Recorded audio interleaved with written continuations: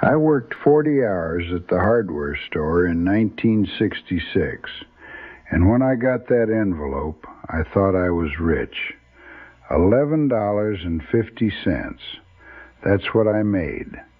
Before taxes, which they took out, which I didn't understand at the time, I think I actually took home like $10 and change. And I remember standing in that parking lot, holding that envelope, feeling like I just won the lottery. I was 15 years old, a sophomore in high school, and this was my first real job. Back then you could do that. You could be 15 and work part-time at a hardware store, and nobody thought it was weird. The guy who hired me, Mr. Patterson, he didn't care about child labor laws or any of that. He just needed somebody to sweep the floors and stock shelves and help customers find nails. And I needed money. Not for anything serious. I wasn't helping my parents pay bills or anything.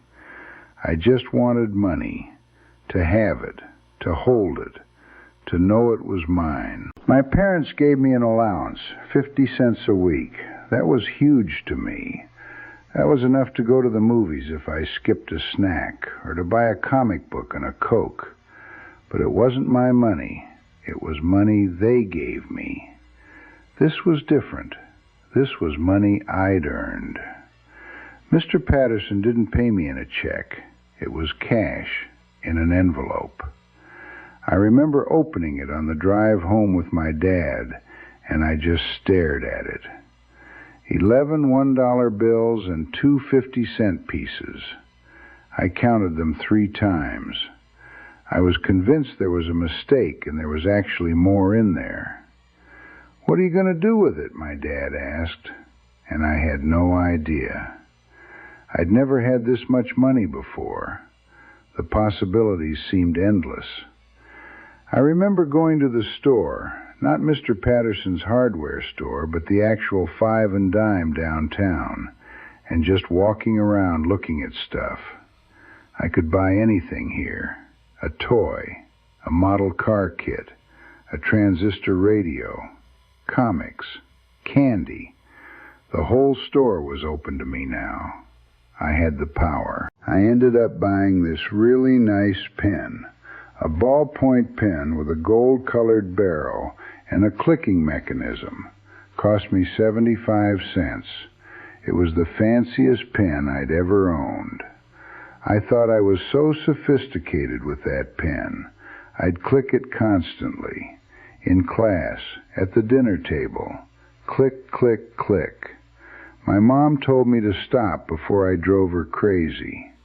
I also bought some comic books, Batman, I think, and some baseball cards, and a model airplane that I never actually built because I was afraid I'd mess it up and waste the money I'd spent on it.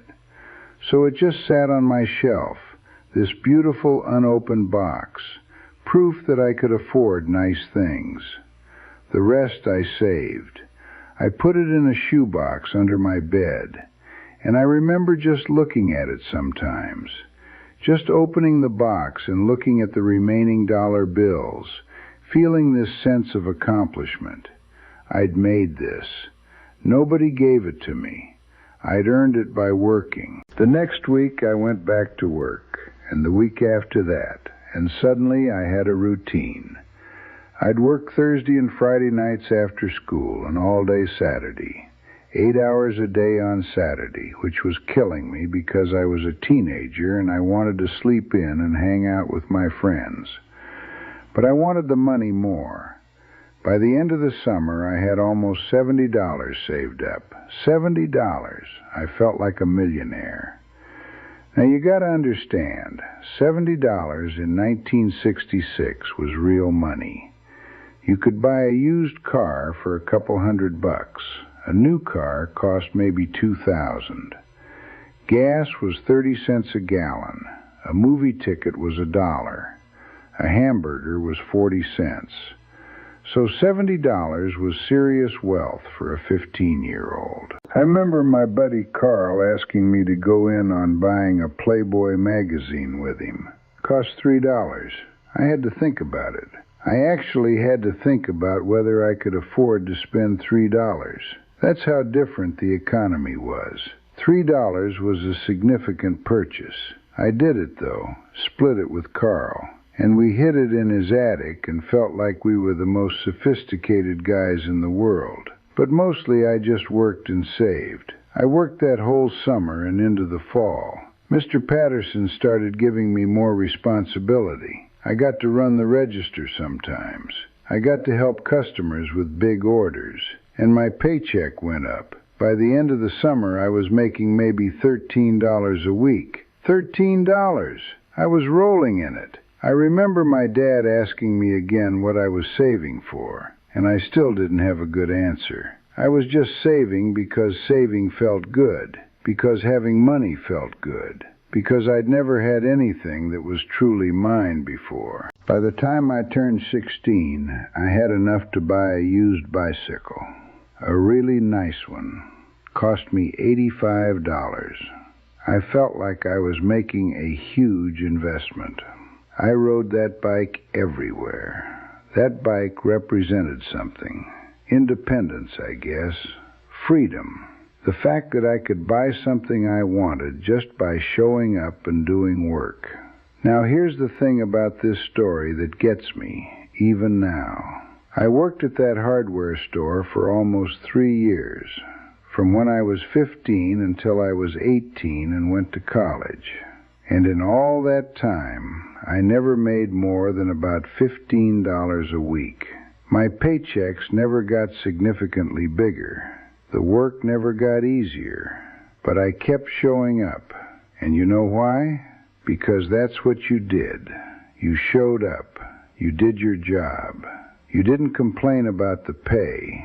You didn't look for something better or easier.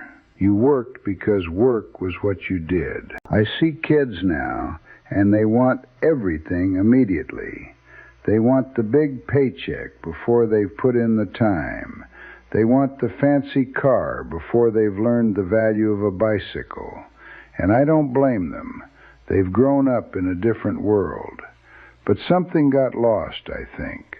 Something about the satisfaction of earning something small and building on it. That bicycle meant something because I'd saved for it. Every pedal I pushed on that bike, I could feel the 70 hours or however many hours of work that went into it. I knew exactly what that bike cost me in time and effort. These days, kids just get stuff. Parents buy them cars. They get credit cards. They don't understand what it means to wait for something, to want it so badly that you'll save and work and go without other things to get it. I'm not saying that's all bad. Life's easier now. Nobody has to work at a hardware store for $3 a week. But I wonder sometimes if we've lost something in the convenience, that sense of accomplishment, that understanding that things have value because they cost you something. My first paycheck was $11.50, and it changed how I saw the world. It made me understand that I could make my own way, that if I wanted something, I could work for it, that nobody owed me anything, but I could earn things through effort. That's a lesson you can't buy. You have to live it.